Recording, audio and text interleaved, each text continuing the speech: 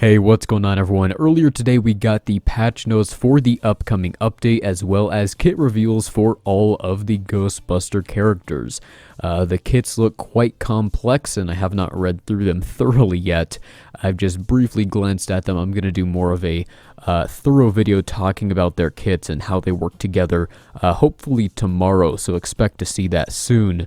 But today we're just going to be going over the patch notes for those that are either not on Discord or haven't read through them yet. We have a PDF file right here that we can go through.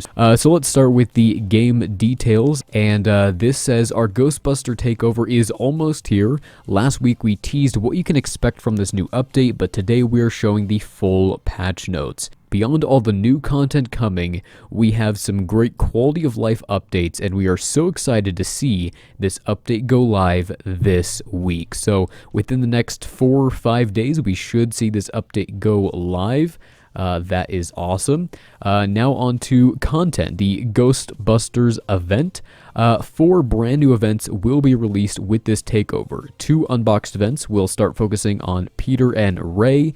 Then we have an epic 3-chapter brick pace where Winston, Egon, and Ecto-1 will be featured. So that's great. We'll be able to get a lot of tiles for the Ecto-1 hopefully as well, since I believe a 5-star set will be required as well to unlock Slimer.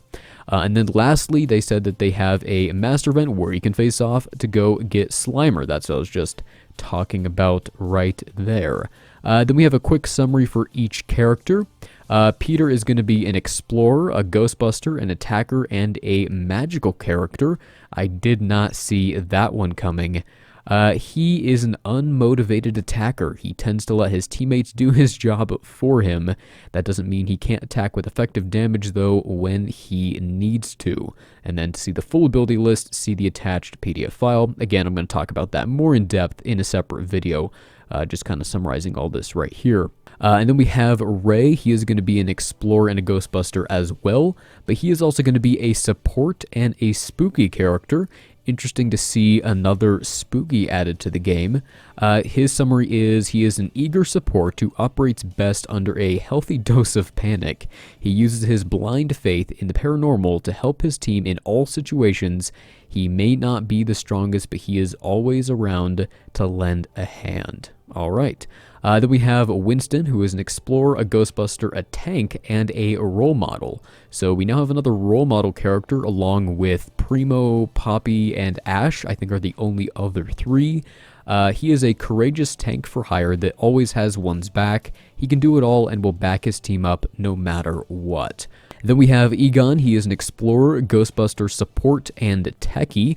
Glad to see another techie hero. Currently we only have I believe Zane, Kartovsky, and Jay are the only techies.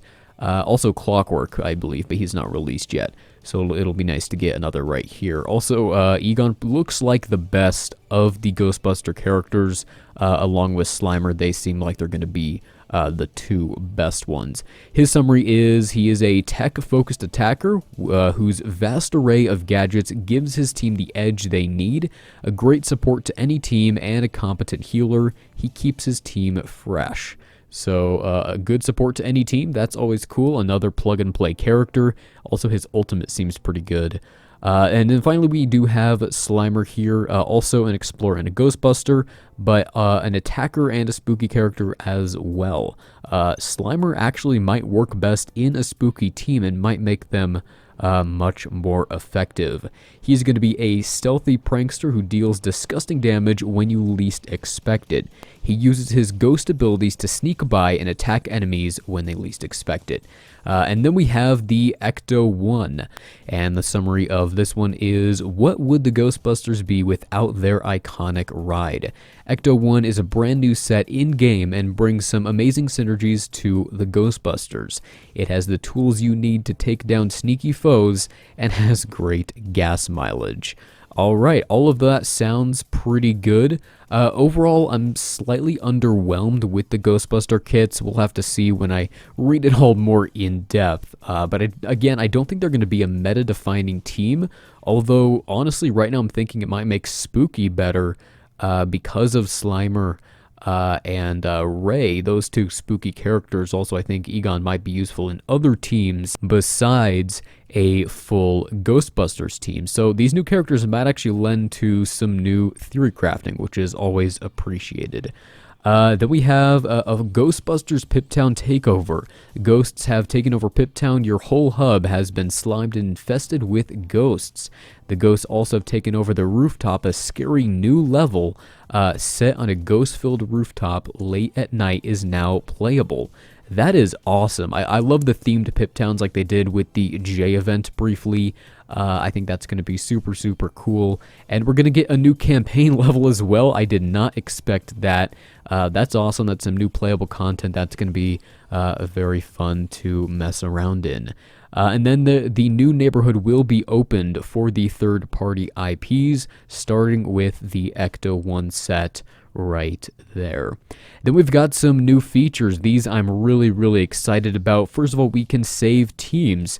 And they say for the first time, you can now save your go-to teams and even catalog them by using some tags. Whether you use them for arena, campaigns, or to sort them by faction, you can keep them all ready to go. That is going to be super, super helpful. I think we have enough characters in the game where this is definitely warranted. Sometimes it takes a lot of time to select a specific team of characters, and this will be very, very helpful. And then we're also going to have a new thing called timed quests. A new type of engaging quest are timed quests offer achievement-style goals on a limited timeline. Win new rewards and have more goals each day with these new quests. That sounds like a lot of fun. I'm looking forward to that. We will have to see exactly what that's talking about. It'll be interesting if that does include Magisto tiles, since it does say achievement style. We will have to see. And then this is an interesting one right here. PvP Arena Team. No one likes fighting a team that has been set just to stall you, so we have changed how your PvP defense team is set. Your defense team is no longer the last team you played, instead it is the last team you won a match with. I am still very undecided if I like that change or not.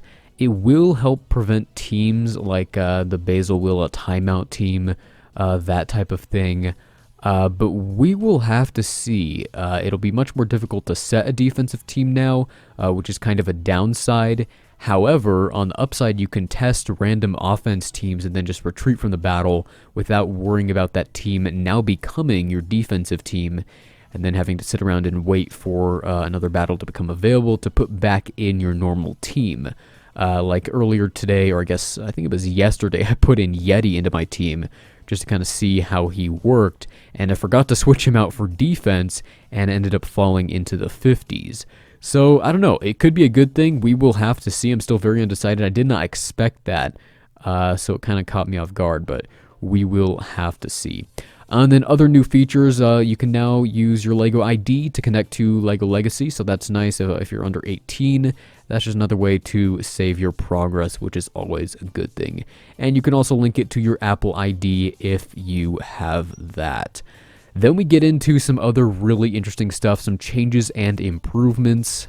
First of all, we have a pretty big one right here, Bricko rewards and difficulty. Bricko has some changes to both its difficulty and reward structure. We have heard your feedback on the teams that were too difficult. Dodge values no longer are affected by level difference. This is a great, great change and will make playing Bricko much more, well, playable. The new variations on the hardest teams to face off against now cap at level 62. We are closely monitoring all difficulty-related issues and have some more changes coming. That's good to hear. Rewards for Bricko have been changed too. You can now get more gold, more XP scrolls, and new tiles like Garmadon. That was not expected by literally anyone. I think most people thought that he would be another master event that would require Ninjago. But no, he's going to be a Bricko reward. Hopefully he'll be in the store, because I have a lot of those relics saved up, and I could get him relatively high pretty quickly. And then they also mentioned that Bricko is weekly, so these changes won't affect until the next Bricko starts. And then there were some changes to the level requirements. That's all fine, just making stuff kind of unlock a little bit earlier into the game. And then we also have a streamer audio setting. So if you have it turned on, the licensed music tracks won't be heard. That's fantastic. I really appreciate that change, and it's going to make creating videos and even some streams a lot easier. And then we have a couple fixes for Yuppie. Now his ultimate is going to finally work. Originally, if that was dodged, he would not call the assists, and now his basic attack damage is going to be correct as well. And also sets are now going to sort correctly by power instead of, I think it did it alphabetically before. That might be incorrect, but it was certainly not by power, which made it weird when going to select a set. And then Gameloft is also celebrating their 20th year anniversary, so they've added their special Gameloft 20 year logo. So overall, I am really looking forward to this update. Personally, I think the update is going to drop on Wednesday or Thursday. I doubt it would be Friday, but we will have to see. I don't believe they've typically dropped updates on Friday. So hopefully it will release in the next few days. But alright, that is going to be it for this video. Again, I'll have a video dissecting all of the Ghostbuster kits, hopefully tomorrow. Maybe the next day. We'll see how long it takes me to read their kits and make sense of it, because from what I've heard, it is a bit confusing. But that is going to be it for this one. Thanks for watching.